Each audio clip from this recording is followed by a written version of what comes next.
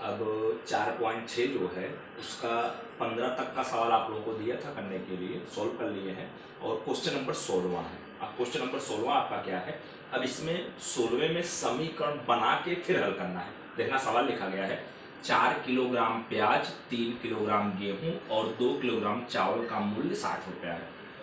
फिर 2 किलोग्राम प्याज, 4 किलोग्राम गेहूं और 6 किलोग्राम चावल का मूल्य 90 रुपया है। फिर 6 किलोग्राम प्याज, 2 किलोग्राम गेहूं और 3 किलोग्राम चावल का मूल्य 70 रुपया है। तो आव्यूह विधि से प्रति किलोग्राम प्रत्येक का मूल्य ज्ञात करना है। मतलब प्रति किलोग्राम का मतलब 1 किलो प्याज का मूल्य कितना है, 1 किलो गेहूं का मूल्य कितना है और 1 किलो चावल का मूल्य कितना है। तो यहाँ पर मान लिया, माना 1 किलोग्राम प्याज का मूल्य x रुपया, 1 किलोग्राम गेहूं का मूल्य y रुपया तथा 1 किलोग्राम चावल का मूल्य z रुपया है। ठीक है। अब यहाँ पर देखना 3 समीकरण अपने को बनाना है। तो प्रथम शर्तानुसार अब देखना 4 किलोग्राम प्याज, 3 किलोग्राम गेहूं और 2 किलोग्राम चावल का मूल्य 60 रुपया है। अब प्याज का x माना हूं, गेहूं का y माना हूं, चावल का z माना हूं। तो 4x plus 3y plus 2z बराबर 60। देखना पहला समीकरण आपका है 4x plus 3y plus 2z equal to 60। अब द्वितीय शर्तानुसार अब देखना 2 किलोग्राम प्याज, 4 किलोग्राम गेहूं और 6 किलोग्राम चावल का मूल्य 90 रुपया है। देखना द्वितीय शर्तानुसार अब दूसरी शर्त देखना यहाँ सवाल में क्या है, 2 किलोग्राम प्याज, 4 किलोग्राम गेहूं और 6 किलोग्राम चावल का मूल्य 90 रुपया। तब देखना अपने प्याज का x माने हैं, गेहूं का y माने हैं, चावल का z माने हैं। इसका मतलब 2x plus 4y plus 6z बराबर 90। देखो वही लिखा हूं 2x plus 4y plus 6z बराबर 90। ये पूरा समीकरण 2 से कट रहा है तो 2 से काट देंगे। यहाँ पर x plus 2y plus 3z बराबर 45 से समीकरण नंबर 2 हो गया। अब तृतीय शर्तानुसार अब तीसरी शर्त क्या है, 6 किलोग्राम प्याज, 2 किलोग्राम गेहूं और 3 किलोग्राम चावल का मूल्य 70 रुपया है। जिसका मतलब 6 किलोग्राम प्याज मतलब 6x plus 2y plus 3z बराबर 70। तो वही देखो लिखा है 6x plus 2y plus 3z equal to 70, समीकरण नंबर 3। ठीक है। अब ये 3 समीकरण जब बन गए तब अब a का मतलब आपका देखना तीनों समीकरण व्यापक स्वरूप में है। अब a का मतलब x का गुणांक, y का गुणांक, z का गुणांक करके लिखा जाता है। तो a का मतलब देखना क्या आएगा 4 1 6 3 2 2 2 3 3। ये देखना 4 1 6 3 2 2 2 3 3। अब यहाँ x का मतलब x y z और b का मतलब जो अचर पद होता है 60 45 70। ठीक है। यहाँ a x और b निकाल दिया। अब सबसे पहले हम लोग आव्यूह की विधि से हल करना है तो डिटर्मिनेंट a निकालेंगे। तो डिटर्मिनेंट a इसको डिटर्मिनेंट में लिख दिया। अब यहाँ पर देखना 4 लिख दिया। अब पंक्ति और स्तंभ को जब बंद करेंगे 3 दूनी 6 2 तिया 6 6 माइनस 6। तो उसके बाद माइनस का 3 लिख दिया। अब इसको और इसको जब बंद करेंगे देखना ये बंद होगा, ये बंद होगा, 3 एकम 3 माइनस 6 तिया 18। फिर उसके बाद प्लस का 2 लिख दिया। अब इसको इसको बंद करेंगे 2 एकम 2 माइनस 6 दूनी आपका 12। अब यहाँ देखना ये तो 0 हो जाएगा, 6 माइनस 6 0 गुणे 4 बराबर 0। यहाँ माइनस का 3 लिख दिया, घटाने पर माइनस का 15। यहाँ प्लस का 2 लिख दिया, घटाने पर माइनस का 10। यहाँ पर देखना ये 0 हो गया, माइनस माइनस प्लस हो जाएगा, 15 तिया 45 और यहाँ पर माइनस का 10 दूनी 20। यहाँ 45 में से 20 घटेगा 25 जो 0 के बराबर नहीं है। तो आप कहेंगे a इनवर्स का अस्तित्व है। अब जब a इनवर्स का अस्तित्व है तो a इनवर्स निकालना है। तो a इनवर्स निकालने के पहले हमको एडजॉइंट a निकालना होगा। तो एडजॉइंट a के लिए a11 a12 a13 इन सब की आवश्यकता होगी। तो सबसे पहले a11, अब ये प्लस से शुरू होगा a11। अब a11 का मतलब पहली पंक्ति और पहले स्तंभ को बंद करेंगे। जब पहली पंक्ति पहले स्तंभ को बंद करेंगे तो यहाँ 4 संख्याएं कौन कौन बचेंगी, 2 2 3 3। तिरछा गुणा करेंगे 2 तिया 6 माइनस 2 तिया 6, वही 6 माइनस 6 बराबर 0। अब a11 प्लस में था, अब a12 माइनस में होगा तो आगे माइनस का चिन्ह लिख दिया, फिर ब्रैकेट बना दिया। अब a12 का मतलब पहली पंक्ति दूसरा स्तंभ। तो यहाँ पर 4 संख्याएं कौन कौन सी बची, 1 6 3 3। तो तिरछा गुणा करेंगे 3 एकम 3 माइनस 6 तिया 18, तो वही 3 माइनस 18। तो यहाँ ब्रैकेट में माइनस का 15 आएगा और आगे माइनस है, माइनस माइनस प्लस का 15 हो गया।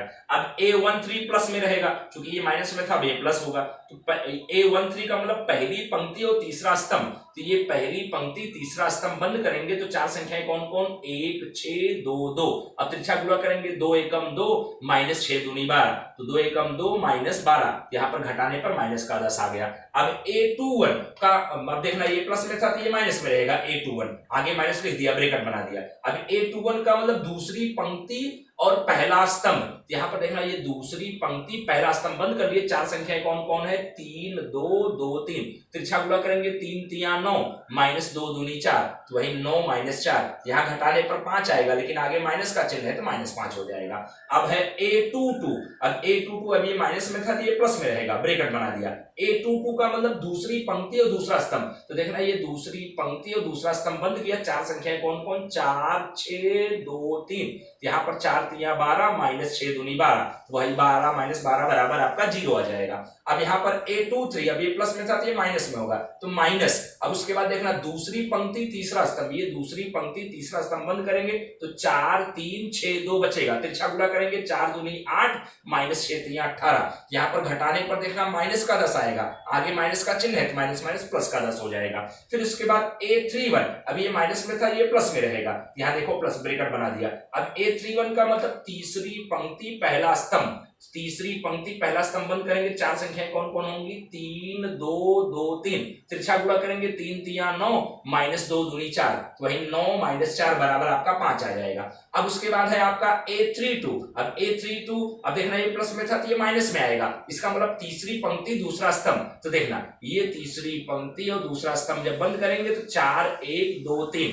अब तिरछा गुणा करेंगे 4 3 12 माइनस 2 1 2, 12 माइनस का 2, यहाँ 10 आएगा लेकिन आगे माइनस का चिन्ह है तो माइनस का 10 हो जाएगा। अब A33 ये माइनस में था ये प्लस में होगा। अब तीसरी पंक्ति और तीसरा स्तंभ, तो ये तीसरी पंक्ति तीसरा स्तंभ बंद करेंगे। चार संख्याएं कौन कौन सी बची, 4 1 3 2, तिरछा गुणा करेंगे 4 दूनी 8 माइनस 3 1 3, यहाँ 8 माइनस 3 बराबर आपका 5 हो जाएगा। फिर उसके बाद अब लिखेंगे एडजॉइंट ए। अब एडजॉइंट ए में आप लोगों को बताया था A11 A12 A13 का मान यूं नहीं लिखना है, यूं लिखते हुए आपको जाना है। A11 का मान देखना 0, देखना यूं लिखेंगे तो देखना 0 15 माइनस 10, 0 15 माइनस 10, फिर उसके बाद देखना माइनस 5 0 10, तो माइनस 5 0 10, फिर उसके बाद 5 माइनस 10 5, 5 माइनस 10 5, ये एडजॉइंट ए हो गया। अब A इनवर्स बराबर एडजॉइंट ए बटे डिटरमिनेंट ए, यहाँ डिटरमिनेंट ए का मान कितना है 25 है, तो वही आगे देखो A इनवर्स बराबर 1 बटे 25 लिख दिया, इनटू एडजॉइंट ए का जो ये मान था पूरा का पूरा वहां लिख दिया, 0 15 माइनस 10 माइनस 5 0 10 5 माइनस 10 5, ठीक है। अब उसके बाद समीकरण हल करने के लिए सूत्र होता है x बराबर a इनवर्स इंटू बी, तो x का मतलब x y z, a inverse का मतलब 1 बटे 25 और ये पूरा जो ब्रैकेट है पूरा ब्रैकेट लिख दिया, इंटू b। अब b का मतलब देखो यहाँ पर है 60 45 70, तो ये 60 45 70, ठीक है। अब ये एक्स वाई जेड जैसे था वैसे के वैसे लिख दिया, बराबर वैसे के वैसे लिख दिया, 1 बटे 25 वैसे के वैसे लिख दिया। अब पंक्ति का स्तंभ में करेंगे तो पहली पंक्ति का पहले स्तंभ में गुणा करेंगे, 0 गुणे 60 बराबर 0, माइनस 5 गुणे 45 बराबर माइनस का 225, फिर 5 गुणे 70 बराबर 350, यहाँ प्लस का 350। अब दूसरी पंक्ति का दूसरे स्तंभ में करेंगे तो 15 गुणे 60 बराबर 900, फिर 0 गुणे 45 बराबर 0, माइनस 10 गुणे 70 बराबर माइनस का 700।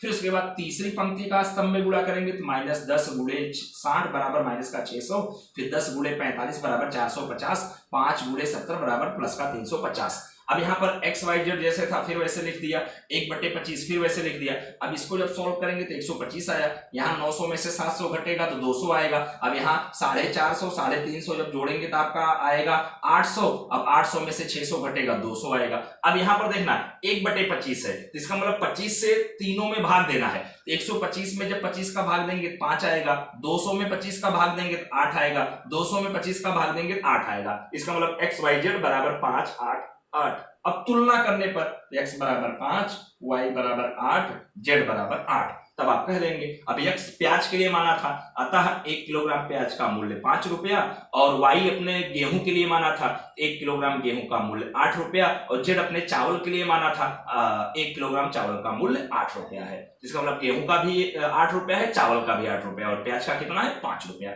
इस तरह से पूरा सॉल्व करना है, बहुत महत्वपूर्ण सवाल है, मोस्ट आईएमपी सवाल है, 4 नंबर में बोर्ड के एग्जाम में इस मेथड का सवाल पूछा जाता है, ठीक है।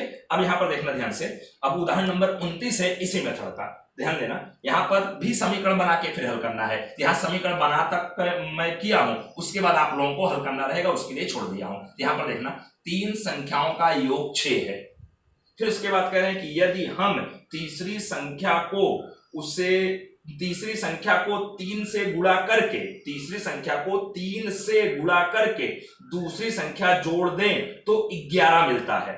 अब पहली और तीसरी को जोड़ने पर हमें दूसरी संख्या का 2 गुना प्राप्त होता है, तो आप भी विधि से वे संख्याएं ज्ञात करो। तो यहां पर देखो मैं क्या किया, माना पहली संख्या x, दूसरी संख्या y तथा तीसरी संख्या z है। अब यहां लिखेंगे पहली शर्त, 3 समीकरण बनाना है, तो प्रथम शर्तानुसार 3 संख्याओं का योग 6 है, यहाँ 3 संख्याएं कौन कौन माना हूं, x y z, तो इनका जोड़ मतलब x plus y plus z बराबर 6, समीकरण नंबर 1। अब है द्वितीय शर्तानुसार, अब उसके बाद देखना आगे पढ़ेंगे द्वितीय शर्तानुसार। यहां पर देखना, यदि हम तीसरी संख्या को 3 से गुणा करके, अब यहां तीसरी संख्या कौन है, z है, अब z में 3 का गुणा करेंगे 3z, तीसरी संख्या को 3 से गुणा करके दूसरी संख्या जोड़ दे, अब दूसरी संख्या क्या है y, तो 3z प्लस y बराबर आपका कितना मिलता है 11, यहाँ 11 लिख दिया। अब यहाँ पर देखना x का टर्म नहीं है, तो यहाँ पर 0 into x plus y plus 3z बराबर 11 है, समीकरण नंबर 2 हो गया। अब तृतीय शर्तानुसार, अब तृतीय शर्तानुसार इसके बाद जाएंगे,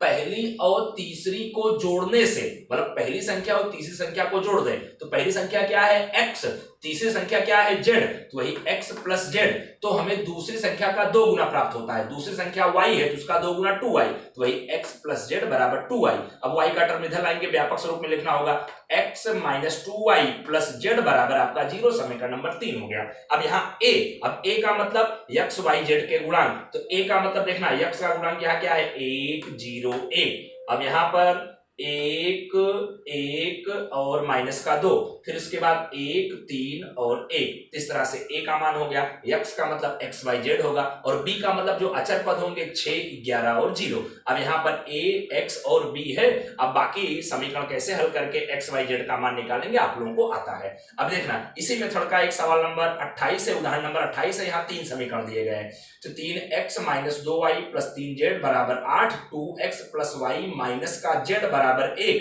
और 4x माइनस का 3y प्लस का 2z बराबर 4। अब इसका हल आप भी की विधि से ज्ञात करना है, तो तीनों समीकरण ऐसे क्रम से लिख लेना, फिर a लिख लेना, x लिख लेना, b लिख लेना, फिर आप भी की विधि से कैसे हल करते हैं, एडजॉइंट a निकालना है, a इनवर्स निकाल के पूरा सॉल्व करना। ओके।